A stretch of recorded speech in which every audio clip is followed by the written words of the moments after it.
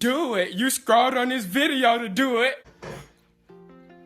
Step by step, we get ahead, but not necessarily in fast spurts. But we build discipline by preparing for fast spurts. Slug it out one day at a time, and at the end of the day, if you live long enough, most people get what they deserve. Alright, so boom, wagwan bro. Welcome back to another installment of Edutainment, the place where you're laughing, being entertained, but most importantly, where you are learning something that you can apply to your own personal life and make it better. How are you lot doing today? I'm doing more, saying less, and keeping that same energy. No cap. So that quote is foreshadowing the topic that we're about to discuss today. Why your favorite athletes go broke.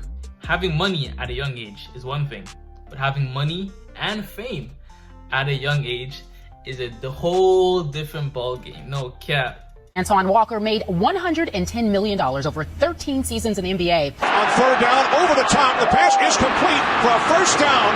Adrian Peterson. Away, picked off. Here comes Eddie Jones behind the back for Latrell Sprewell. Unfortunately, like many other former athletes, Walker lost his millions, and he joins us now to share his story. You've likely heard stories and statistics about how quickly athletes go broke following their playing careers. The thought that pervades all of our minds is, how does it happen so quickly? Ed Butowski was featured on the ESPN 30 for 30 documentary Broke and manages multiple billions of dollars as a financial advisor. According to his first-hand experience, here are the statistics he has regarding how many players go broke following their careers. If you take the top 10% of all wage earners in professional sports out, okay, about 90% are in financial distress 5 years after they retire. The top 10% of earners in each league provide the raunchiest headlines with how they go broke, but it's the bottom 90% of the league's earners who seem to go broke the quickest. Yeah, but Spencer, I've seen the contracts these athletes sign. There's no way they go broke. I can't even imagine spending $1 million. How do they spend $100 million?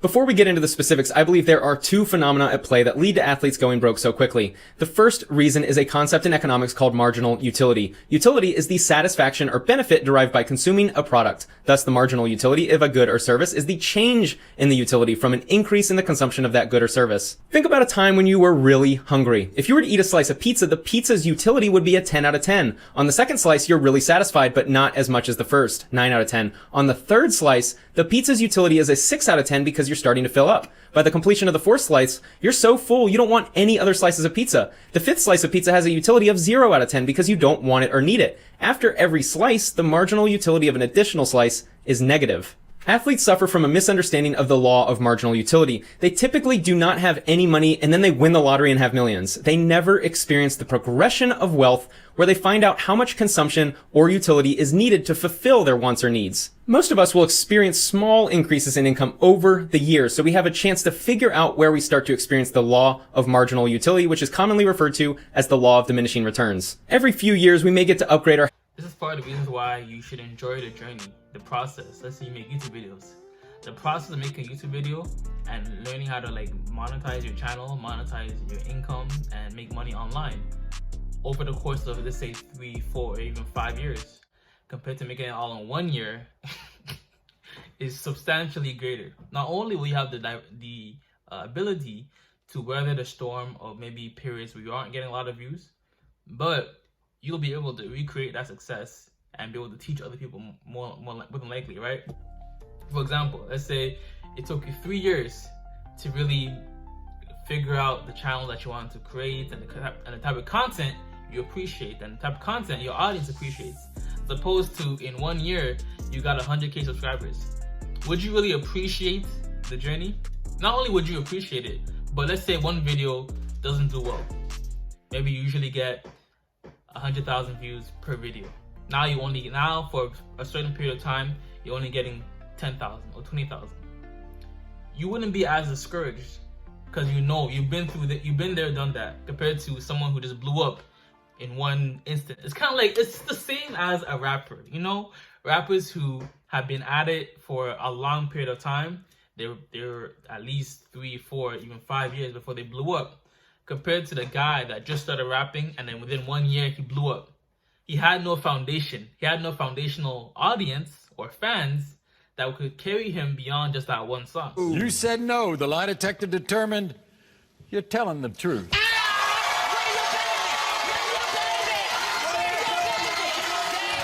But once you have that one song and it blows you up, look look at Lil Nas X right now. He has that song, obviously still making the money, but like, what is the follow-up? Like, where is the extra like content of music that people can go back to and remember, oh yeah, I remember when he used to be at this stage of his life, now he's here and so, right? So I feel like, honestly, part of it is not necessarily that they are just like have money, right? But also the fact that they are also famous or have a lot of status. So that also plays into the inability to keep that money, because you have friends, family, people in your life who are now looking at you to be a provider for that family, to be the family kingpin, so to speak.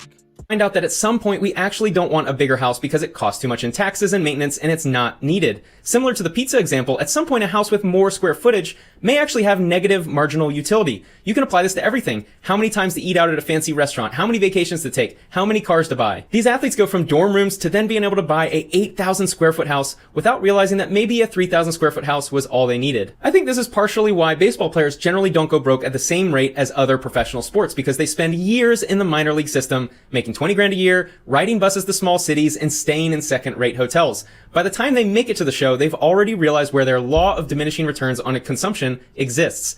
Ed agrees with me. These careers. What did I just say? What did I just say? Come on now. What did I just say? What did I just say? I haven't watched the video yet. I specifically did not watch the video so that I could react to it live. What did I just say?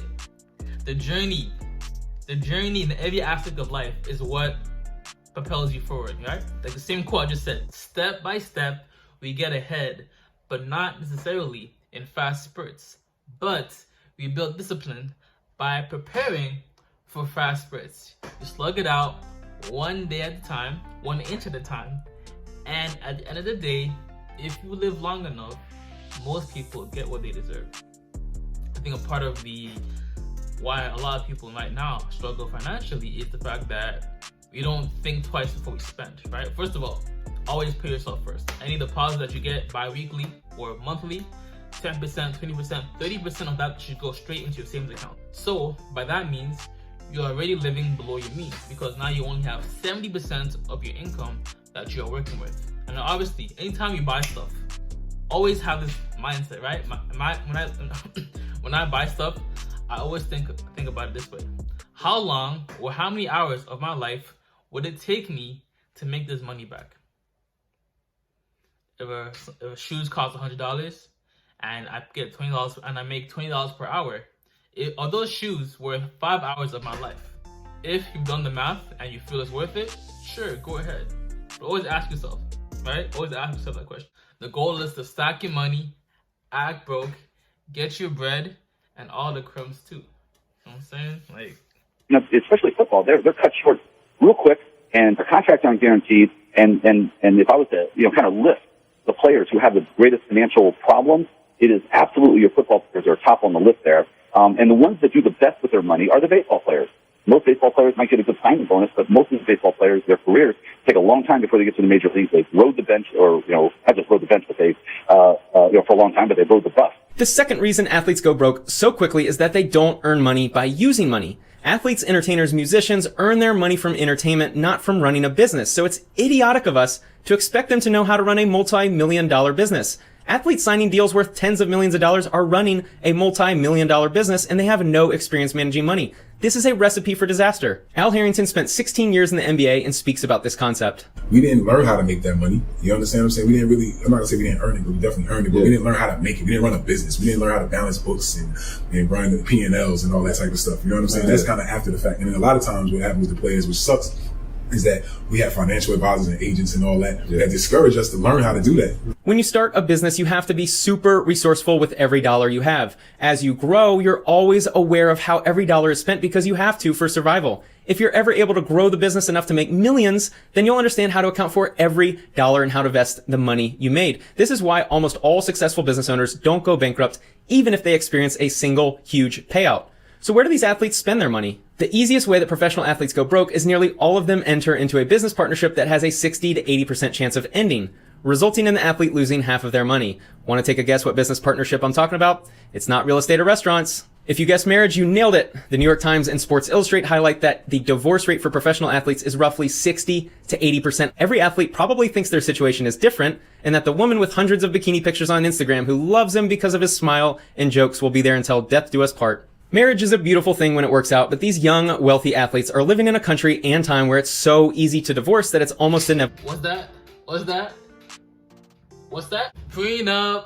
Prenup. Prenup. What's that? What's that? What's that? Prenup. Prenup. Prenup. Hey yo, I'm not like I'm pretty like I believe if your intention is to marry someone, it is till death do us part, right? But I feel like if the income disparity between two couples is vastly different, there should be some stipulation prior to, right? Especially if you haven't been dating for a long time. I know there's like one dating coach that I usually listen to, Locario, right? Locario fan. He says you should wait about a year before you make a girl your girlfriend, and then about 3 to 5 years. So I think he says 5 years actually before you make a girl your wife. So I feel like at least within that 3-year range or so, 3-4 year range, you will have an idea of the type of person you are dealing with. But a lot of people, they rush into it within a year. Within 3 months, she's my girlfriend. And within a year and a half, she's my wife. And then obviously, you know, she didn't contribute anything to the business really per se, in the initial stage anyways, right? And then, boom, she gets 50%. I guess a good workaround would be to be with that person for at least 3, 4, 5 years or so, right? 3 years or so.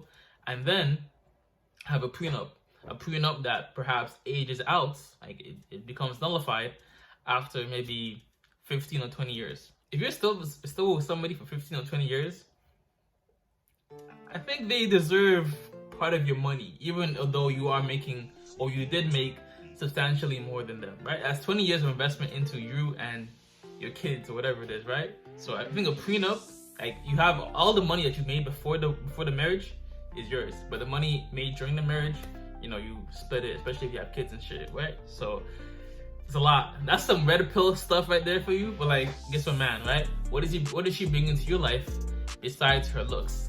And can she help you in whatever endeavor that you are trying to do, right? Is she helping you with your YouTube channel, right? Helping you create content, replying to comments for you? So like, you really gotta get past the honeymoon phase and go beyond the looks if you really want to get to the true character of all these women that you're dating, especially the women that are coming after you, because not only do they know the amount of money you make, but they know that your status, right? Your status and money without gain, without the knowledge of female nature, not being red pilled, like red pill, you know? Red pill is like understanding female nature, if you haven't been aware about that yet. But like, essentially, it's understanding that, you know, women see you as a success object and we see women as sex objects. It is the truth. It's just biology. Happen. Think of the incentives for the other partner. If there is any reason to ever consider leaving the marriage, they will, because the result is them having millions of dollars. I can think of a lot of irreconcilable differences I have with friends if the payoff is $2 million. A lot of superstar athletes have figured out that you always go to escorts if you need some of your needs met outside of the marriage. The one-night cost of an escort is much less than the cost of divorce. Thanks to this excellent read on ESPN titled The Tinderization of Today's NBA, we get insights into life on the road for the modern NBA player. These lovely young women will connect athletes through Instagram DMs and have their flight booked the next day. No need to go to the club in 2020. These athletes will have any flavor of dessert they want waiting for them in their hotel room after the game. When the wife finds out or decides that she's ready to cash in with a divorce, who's going to support the kids? Let's ask Evander Holyfield how much he pays per year in child support. According to this KS Family Law article, Holyfield earned almost $250 million in his career, but has been hurting financially recently from 2 divorces, several failed business ventures, and $500,000 annually for the 9 children that don't live with him. I don't even know how to react to this. He has 11 children with a few different women. I want to laugh because it's hysterical, but I know that this is way too common. Dwight Howard has 5 children with 5 women. Travis Henry... Wrap it up, bro. Wrap it up. Wrap it up. Can't be raw dogging every girl you see, right? Yo.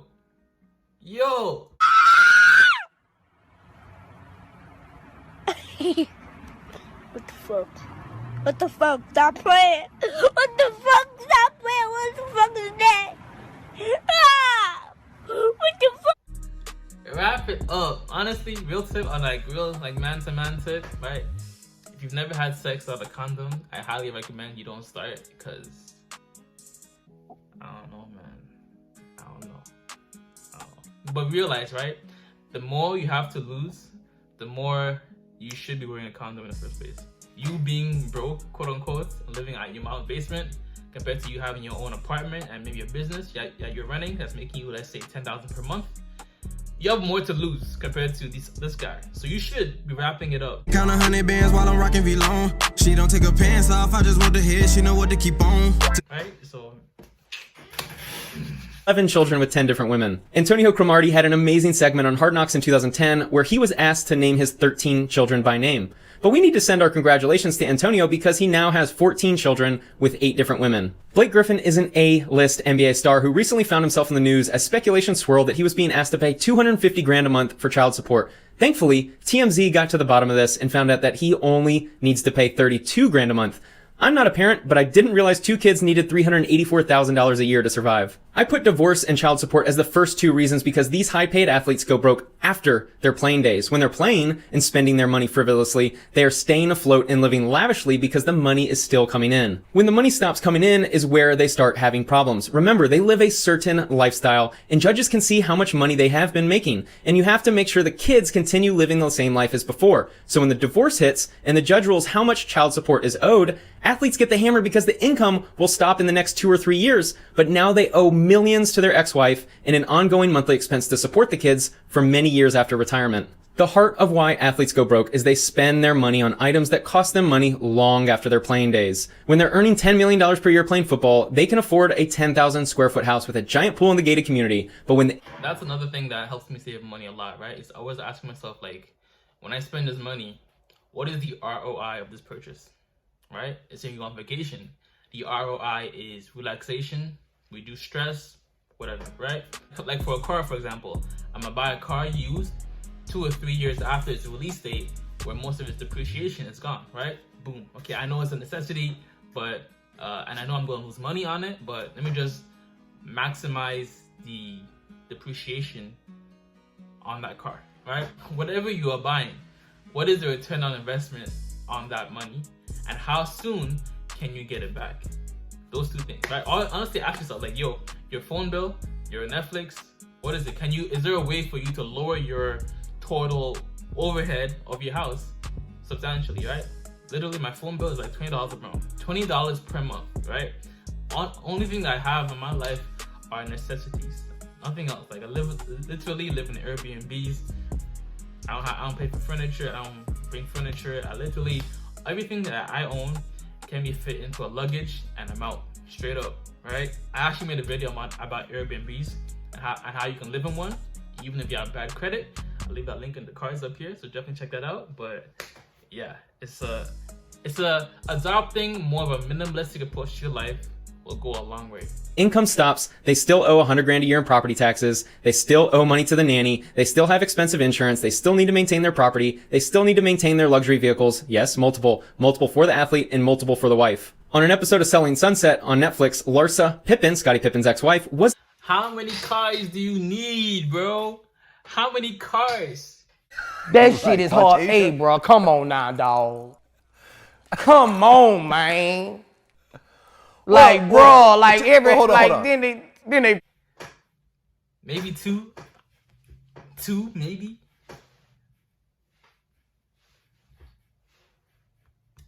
Wasn't interested in a house because it didn't have enough parking for her 12 vehicles. Athletes still have luxury watches and custom jewelry that they paid $250,000 for. Because it's all custom, the amount they can sell it for will always be much less than they paid. It becomes a sunk cost. They still have a 5,000 square foot second house that sits empty when not being used for vacation. They still have the people in their family and entourage who have been counting on the professional athlete to support them financially for the past decade to continue supporting them and investing in their business ideas. Athletes reach the pinnacle of their careers in their early 20s and earn an exorbitant amount of money. Since most athletes focused on sports their entire lives, there was no plan B. They go from living a lifestyle of someone making millions of dollars per year to then transitioning into someone who is unemployed without income. Nearly all of these athletes are unable to transition into a new career that generates income anywhere close to what they were previously making. All of the liabilities they purchase create expenses that can be covered by someone making $1 million a year.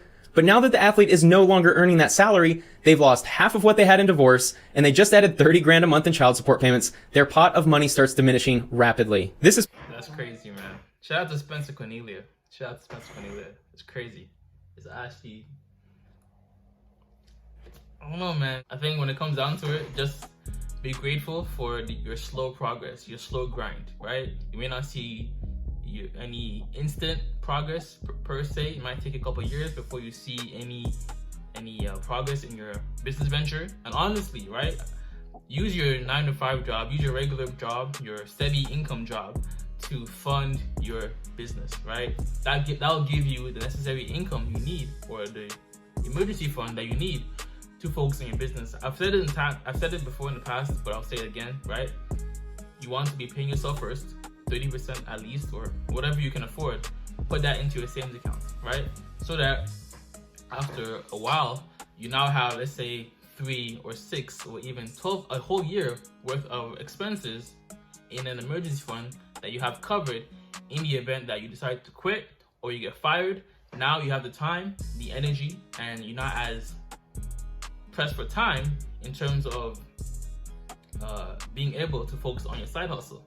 Or if you still want, you can get a part-time job now and use the money from your emergency fund to hold you over until your side hustle or your YouTube channel or your side business starts to take off, right? That's the tried and true way to really not burn yourself with your side hustle or business ventures. But yo, God bless, much love, peace, and joy. Namaste. Always remember, if it doesn't feed you, don't water it, and too much of any good thing is good for nothing. How are you lot doing today? I'm doing more, saying less, and keeping that same energy. No cap. Flip the script. I'm out. New face, but the same story. Fresh wounds, same blood pouring. Cut deep, scars start forming till we don't feel it anymore. New face, but the same story. Fresh wounds, same